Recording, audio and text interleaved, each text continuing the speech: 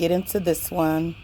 320, go ahead and send me a unit when you got available. Hey, roll your window back down. What's up? My name is Sergeant Schmont, the Police Department. The reason being stopped today, you made a wide right turn. You turned from 1709 to 377. Any reason why you're rolling your window up when I walk up to this car? No, sir. You had been driving it down for the past mile? I just rolled it up. All right, step out of the car for me. Step out. Do not shut that window. Open it now. Step out. Right here. Face that direction. Face that direction. Put your hands right here behind your back. Don't move. You understand? Why are you acting so suspicious? Because I'm scared. Well, what? You're rolling your window up when I'm walking up on scene for a routine traffic stop. Ain't nothing going on. You roll your window up. What does that look like to me? I mean, I'm just rolling it up because it's for my safety. For your safety? Yeah. Nothing. I rolled up my window. Take off. That's my dad. No, sir. Yeah. I rolled up my window. 320, give me a unit code now. And he got mad because I rolled up my window. Step right here. Window down? I rolled it up. Step right your feet. Well, that's what happened, huh? Yeah. You're about to be arrested for blocking the roadway if you don't park and get out. I rolled Park and get out? I rolled Park up over there. You said I can. It's my right. You are interfering with my job. You need to go park over there. I'm just reporting you. I rolled up my window like you said. It was my right to roll up my window. No, it's not. Sergeant Shimonik tells Mr. Puente that he does not have a right to roll up his window during a traffic stop, but there are no laws that specifically forbid doing so. Although citizens are well within their rights to roll up their window during a traffic stop, doing so will likely result in being extracted from the vehicle. In the 1977 Supreme Court case of Pennsylvania versus Mims, the court held that officers may order the driver of a stopped vehicle to exit the vehicle if they have been lawfully detained. The court reasoned that an officer's order to exit the vehicle constituted a minimal intrusion into the liberty of the detained citizen, and the safety offered to an officer by such an order far outweighed the potential inconvenience to the detainee. As noted by the court, quote, "What is at most a mere inconvenience cannot prevail when balanced against legitimate concerns for the officer's safety." From Sergeant Shimonik's perspective, Mr. Puente's decision to roll up his window may very well have appeared to be suspicious behavior, and the sergeant was well within his authority to order Mr. Puente out of his vehicle. All that said, Mr. Puente obeyed Sergeant Shimonik's order to roll the window back down and appeared to be peacefully complying with all of his requests. Once Mr. Puente began to exit the car, he attempted to roll his window back up so that he could lock his vehicle without the officer being able to see inside of it, and the sergeant orders him to keep the window down. Mr. Puente was under no legal obligation to obey the sergeant's order to keep the window down as he exited the vehicle, and it was not unreasonable for Mr. Puente to want to secure his vehicle before exiting it to speak with the sergeant.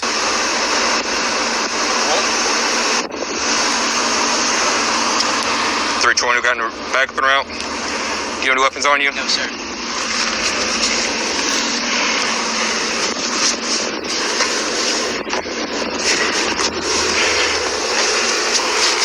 All right.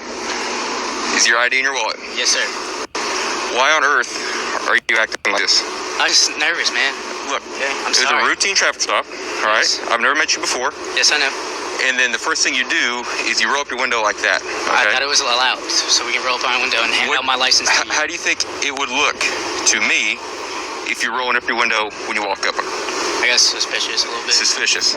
Here, Mr. Puente admits that his actions may have appeared suspicious after being questioned by Sergeant Shimonik, and perfectly demonstrates why the right to remain silent is such an important aspect of police interactions. The factors associated with Mr. Puente's admission extend far beyond the legal system, and stem largely from the psychological elements at play whenever an individual interacts with an authority figure. One of the most famous studies of obedience in psychology was carried out in 1961 by the renowned Yale psychologist Stanley Milgram. Mr. Milgram wanted to investigate whether Germans were particularly obedient to authority figures, as this was a common explanation for the Nazi killings in World War II. In the study, each participant was paired with another person, and they drew lots to find out who would be the learner and who would be the teacher.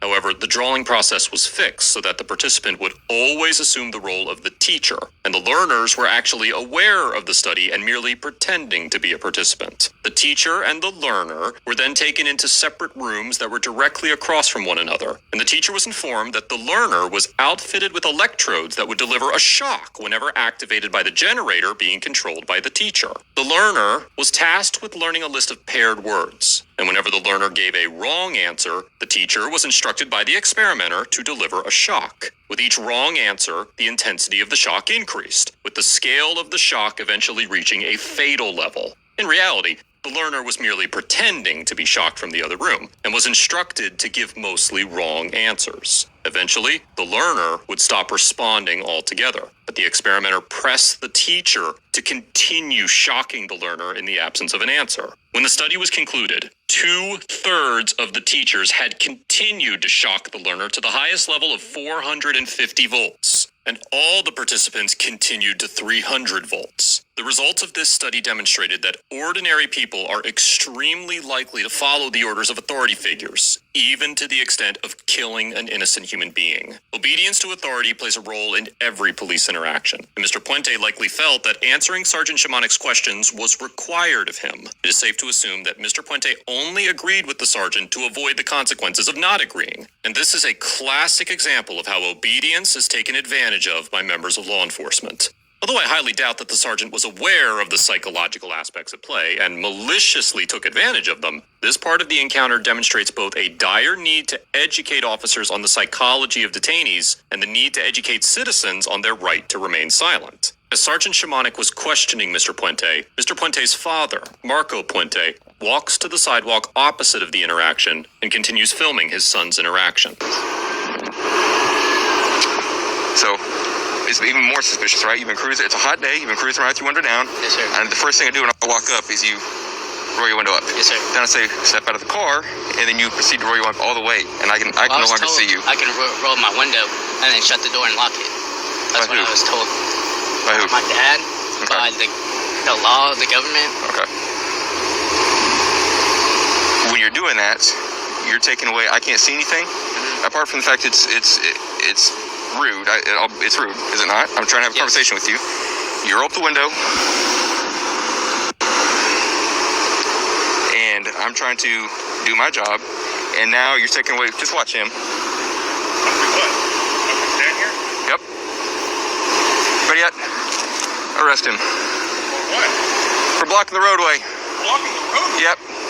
Sergeant Shimonik orders Officer Ankit Tomer to arrest Mr. Marco for obstructing the roadway, and Officer Tomer unquestioningly complies. Texas Penal Code 42.03 criminalizes the act of intentionally, knowingly, or recklessly obstructing a public street, or disobeying a reasonable request or order to move issued by a member of law enforcement. Unlike many states, Texas officers have been afforded the authority to arrest citizens for petty crimes that carry no jail time, such as traffic infractions. In the 2001 Supreme Court case of Atwater versus City of Lago Vista, the court held that a citizen's Fourth Amendment rights are not violated when the subject is arrested for driving without a seatbelt, and that such an arrest for a misdemeanor that is punishable only by a fine does not constitute an unreasonable seizure under the Fourth Amendment. This ruling authorized officers to make a custodial arrest of a citizen without balancing costs and benefits or determining whether the arrest was necessary. There are only 3 motor vehicle offenses that Texas officers cannot effectuate an arrest under: speeding, open container violations, and texting while driving, which, ironically enough, are also the top 3 causes of car accidents in the U.S. The Atwater ruling opened the floodgates for malicious and unnecessary arrests. And according to a 2019 study conducted by order of the Sandra Bland Act of 2017, more than 45,000 Texas drivers were arrested at traffic stops for Class C misdemeanors in 2018 alone. If Mr. Marco had been legitimately violating Code 42.03, then Sergeant Shimonik would have been within his authority to arrest him. We will discuss whether or not Mr. Marco actually violated the code in a moment. But the point of this section is to highlight the fact that Texas officers have nearly unfettered authority to arrest citizens for any violation, no matter how trivial or victimless that violation may be. After ordering Officer Tomer to arrest Mr. Marco, Sergeant Shimonik orders Mr. Puente to sit on the curb while he assists Officer Tomer. When the sergeant approaches Mr. Marco and grabs his arm, a small scuffle breaks out, which results in Mr. Marco being thrown to the ground, maced, and arrested. Once the officers place Mr. Marco into the back of a patrol car, Sergeant Shimonik relays his version of events to a fellow officer. Let's compare the sergeant's story to what actually took place. So, kid's acting nervous as can be. I said, buddy, step out of the car. He proceeds to roll out the car, and I thought he was going to drive off on me. Pull the door open, he steps out, no issue. I had to go to detain him. Dad is cruising down the road, stops in the middle of the road. I said, you leave. You leave. He's feeding son. No, this is neighbor who lives over here. He's feeding son. telling him what to do. Step right here. Window down? I rolled it up. Back Step up. right your feet. Well, that's what happened, huh?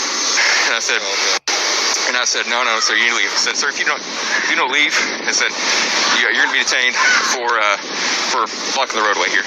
Yeah. You're about to be arrested for blocking the roadway if you don't park and get out. And so then he proceeds to back up all the way, parks over there, and he walks up into my scene multiple times. I said, you're done, you're under arrest.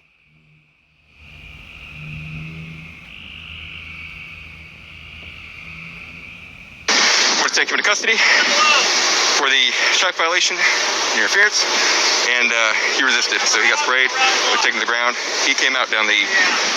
He's videoing us, and now I guess we got family members here. As you can see, the sergeant's version of events are a far stretch from what actually happened, and the sergeant's police report was filled with similar inaccuracies. In the report, Sergeant Shimonik claimed that Mr. Marco approached him from behind, but the video shows that was untrue. The sergeant went as far as claiming that he did not notice Mr. Marco's vehicle when it approached, and that it wasn't until Mr. Marco yelled at him that he became aware of his presence. The sergeant also stated that Mr. Marco refused to move his vehicle after being ordered to do so, and that he remained in the roadway for an additional 30 seconds to continue yelling, which is a blatant lie. The report goes on to state that, due to officer safety, Sergeant Shimonik decided to arrest Mr. Marco for obstructing the roadway and obstructing governmental operations. Texas Penal Code 38.15 is the state's obstruction law. And even if the sergeant's story were true and Mr. Marco was yelling at the officers, this code provides an exception for any interruption, disruption, impediment, or interference that consists of speech only, which renders this charge invalid. Sergeant Shimonik's malicious behavior does not end there, and once his lieutenant arrived on the scene, the sergeant recounted his inaccurate story to his superior and informed him that he intended to arrest Mr. Puente for the wide turn violation so that he could search his vehicle without obtaining consent or probable cause. Kid right now is only detained. He's in the back of my car. We've had a very lengthy conversation. He's been reasonable. I'm quite certain there's narcotics in the car, so I think I'm going to arrest him for the wide right turn. He's got a history of narcotics. He was telling me, give me all sorts of clues, so I think I'm going to arrest him for the wide right turn. The lieutenant authorizes Sergeant Shimonik to arrest Mr. Puente, and the sergeant searches the vehicle but does not find any drugs or weapons. Mr. Puente was taken to jail, and his vehicle was towed. Following the encounter, the Keller Police Department launched a proactive internal investigation into the incident and eventually released the full body and dashcam footage along with all the paperwork from the investigation. The investigation resulted in Sergeant Shimonik being demoted to a patrol officer, with the opportunity to reapply for his sergeant position in 1 year. Officer Tomer did not face any disciplinary action. All charges against Mr. Marco were dropped, and all of the fines and fees associated with his arrest were refunded. Mr. Marco has filed a federal lawsuit against Officer Shimonik and Officer Tomer, which prompted Keller Police Chief Brad Fortune to personally apologize to Mr. Marco and admit that his officers were wrong. According to the New York Times, Mr. Marco accepted the chief's apology as a nice gesture, but also stated that he believed more needed to be done to hold the police accountable. The executive director of the Texas Municipal Police Association, Kevin Lawrence, told the New York Times that a lawyer with the association was monitoring the lawsuit against Officer Shimonik and Tomer, but the group does not represent the Keller Police Department or have a lawyer involved in the litigation, despite the fact that both of the officers were members of the organization. He ironically went on to say, quote, "This is one of those cases where I would say you may want to take a step back and not take the pleading at face value." At the time of writing this episode, the Keller City Council has announced a special executive session to take place on December 29th for a full briefing on the incident. And although that session is not included in this episode, you can find updates regarding the session's findings in the description below. Overall, Officer Shimonik, Officer Tomer, and the Keller Police Department get an F for arresting Mr. Marco when he committed no crimes, arresting Mr. Puente for no other reason than to search his vehicle, and for escalating what could have been a routine traffic stop into a physical altercation. Officer Shimonik abused the philosophy of officer safety and exercised poor discretion throughout the entirety of this interaction. Nothing he did during this encounter advanced the safety of his community, and much of his decision-making can be linked to his inflated ego and his efforts to justify his actions. Although officer safety is a legitimate concern during any police encounter, it should never be used to justify misconduct. And this type of behavior only serves to erode the public's trust in law enforcement and make it more difficult for other officers to legitimately justify their actions in the name of officer safety. The most troubling aspect of this encounter is the department's response to the officer's conduct. Much like the Revere Police Department's response to misconduct that I covered last week, the KPD's decision to demote Officer Shimonik rather than fine firing him conveys the message that officers who commit blatant acts of misconduct will be allowed to continue serving in their official capacity. There's absolutely no justice in this decision.